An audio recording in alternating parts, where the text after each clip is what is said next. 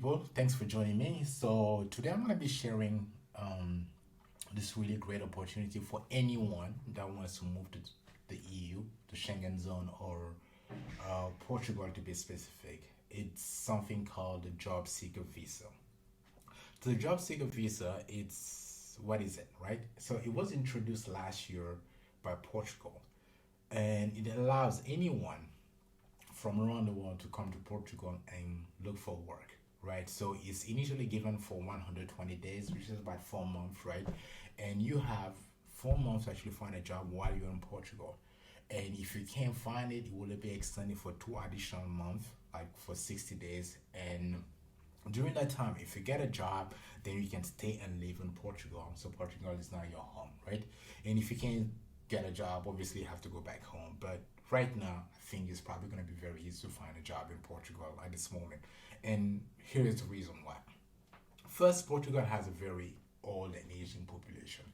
I was there about a couple of weeks ago, and almost every 20 people that I met, I feel like at least I think 16 to 17 of them were over 60. So you have a very old population. Now the second reason is because the few young people that you have in a very small group of young people, most of them do not stay in Portugal to work. A lot of them actually just move to other countries, to France, to Germany, to Scandinavia, to actually work. And why? Because obviously salaries are quite low in Portugal compared to other Western countries. So they would actually just go to those countries, just stay there and work there. It's a lot easier. Now, the minimum wage in Portugal is like a bit less than 800 euros per month, right? Compared to France, where it's almost twice as much as that. So here's the problem. Now, if you're coming from Africa, you're coming from maybe some part of Asia, 800 euros a month might not be that bad, right? So anyway, so it's up to you, whether that's a too little or not. But anyway, so the opportunity is here right now, and it's never been easier to move to Portugal. So if you want to apply for this, first if you want to get all the information you need, it's very simple, right? You just come on this website here, vistos.mne.gov.pt, national visas, basically national necessary documentation, job seeker visa. So I would add a link after in the description, but here's where it is, right? So you have all the information. Don't let anyone trying to fool you or just give you some fake information. This is an official government website. Just come in here and get all the information that you need. So it kind of talks about the visa a bit. So it's basically you say it entitles holder to remain to enter or remain only in Portugal for the purpose of looking for a job, right? So you'll be there just to find a job right now. Once you get a job now, uh, you will get your residence permit, right? Now it's first for 120 days and renewable for 60 additional days, right? So basically it's very simple. You can read this information, but here's basically the documentation that you need to provide, right? First, you need to fill in the national visa application form, right, and sign it. So this is not a Schengen visa. This is a national visa. Basically, this is for Portugal specifically. It's not a Schengen, so it's quite different. So I'm gonna click on this so you kind of see what it looks like here. So this is the form here. You can fill it in. This is like looks like a normal visa form anyway. So just fill in and just sign it. That's what it is. And then the second thing, you need to have a valid passport, right? So your passport has to be valid for 3 months after the estimated date of return, right? And you also need to include your photocopy of your passport, right? So this here is very important. Valid for 3 months after the estimated date of return. So what it means that I would say, just to summarize, your passport needs to be valid at least for a year, right? Just make it easier, not to complicate things. So if you have a passport that's expiring maybe in the next 3 months, the next 4 months, I don't think they will even the next 6 months they will accept it. So you need to have at least one more year to go on your passport before it expires, just to keep very simple. And you need to also provide two passport photos, kind of recent one and in good conditions. And you need to prove.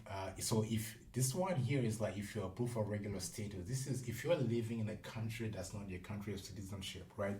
And then so let's say for example that you're, I don't know, you're from Nigeria but you're living in Senegal, right? So you probably you need to like provide a proof that you're actually a resident in Senegal. So that's what it means, right? So if you're, I don't know, in Mexico, you need to and you're from Bangladesh, you need to provide proof that you're actually a resident in Mexico.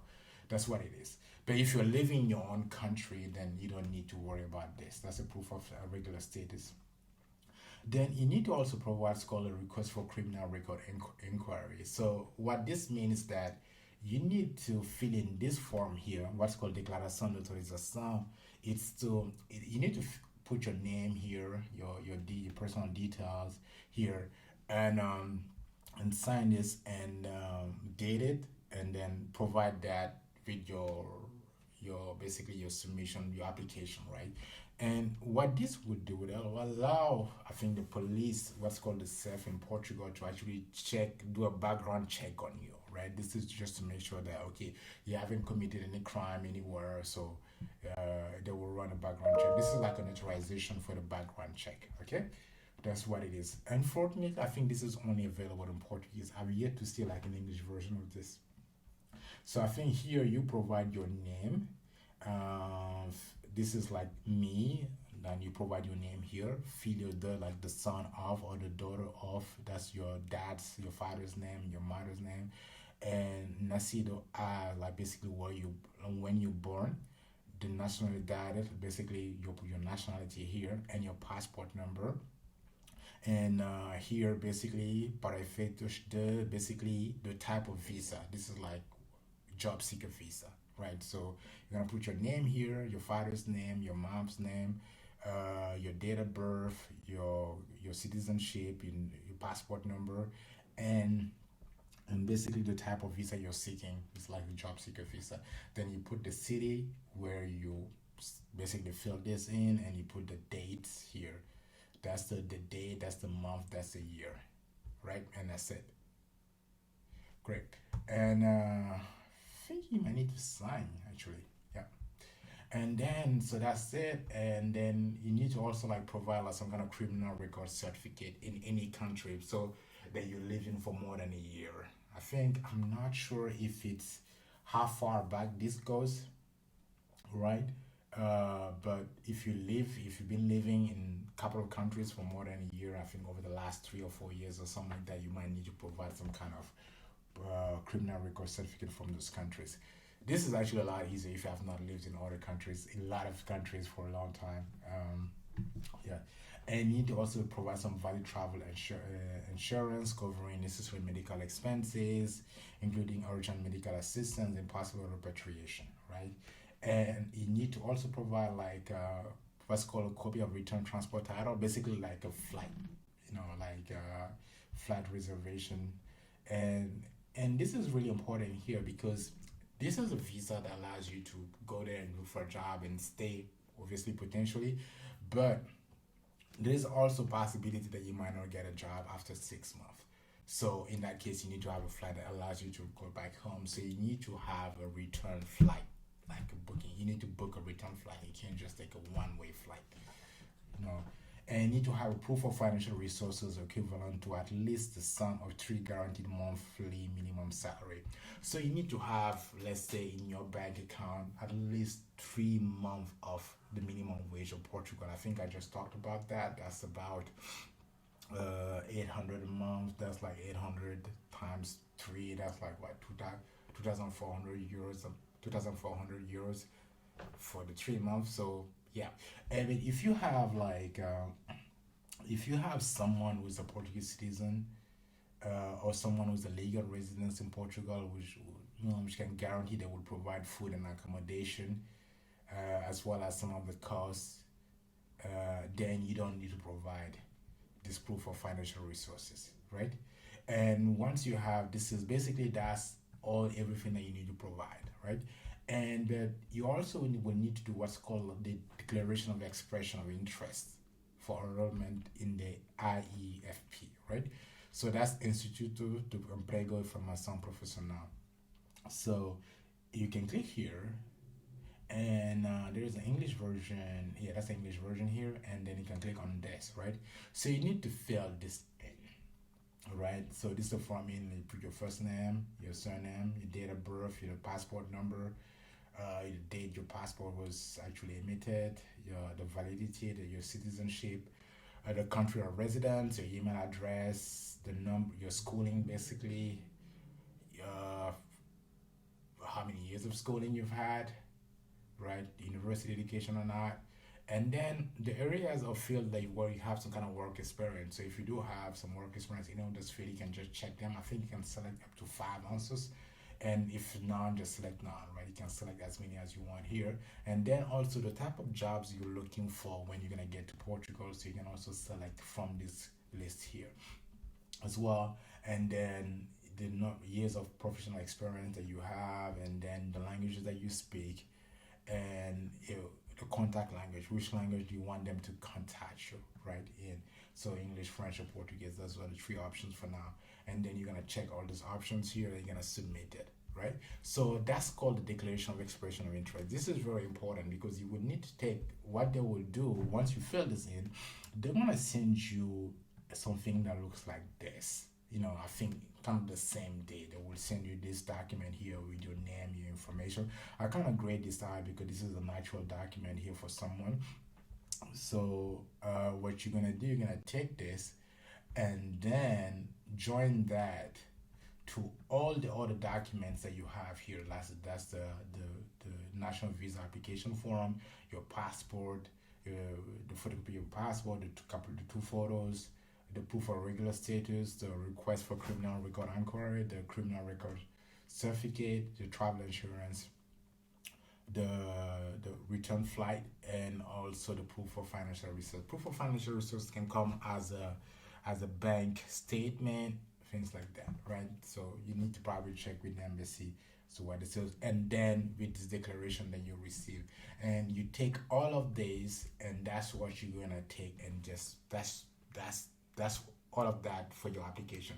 Now, depending on the country that you're in, you probably the next step now is to basically apply for the visa. Basically, just an appointment at the embassy, and then apply for the visa, right? So so far from experience, there are a couple of ways of doing this. So you might either have an appointment directly with the embassy itself, or you're gonna go through some kind of visa application center like VFS Global or Capago, or depending on whatever. So depending on how that goes, now you can you'll know how to apply. But at this point, all I can tell you that this is everything that you need to start applying for the visa. So the main hard requirement really is the final proof of financial resources. That's like about you know 3 months of minimum salary. So that's the hardest part. But right now, I think for this visa, there's no because the jobs like for people. First, let me show you how easy it is, right? Because they really need people in so many different fields, right? So let me go down. So you see like electrical, and there's also like nurses. There's like health assistant. There's like teachers, the education assistant. There's like clerks, administrators, secretaries, call center personnel, so chefs and cooks. So there's like people for every kind of role here. So kitchen helpers, bakers, waiters, and receptionists. So you do have a lot of option here. So this is not only for highly qualified jobs. This is for almost anyone. So the barrier of entry here is very low. So you have it. This is one of the best opportunities to enter the EU right now. I would really advise you that if you want to come to the EU, if you want to come to Portugal, if you feel like, hey, I want to become a resident in Portugal, and once you get your Portuguese residence permit, then you have access to all the EU countries. You can travel around the world easily with your EU residence card. And honestly, that's the best part of this, right? So yeah, just you have the information, apply, and try it out and see. You got nothing to lose, right? So obviously, I think probably the only fees you're gonna pay for this is the visa fee that you're gonna pay at the embassy, which is like maybe gonna be between $70 to $100, depending on the embassy itself. But you don't have to pay anyone else for anything, right? People will try to make you do sort of things. But yeah, I think this is the information is up here. If you get the information, then you can apply yourself. So this is it. This is everything. So let me know what you think about it. If you have any question, leave in the comment section below and share with other people, right? So they also get the information and they can also have the chance to actually uh, make their dream come true to move to Europe, right? So this is it. Thanks, and let me know what you think. Bye.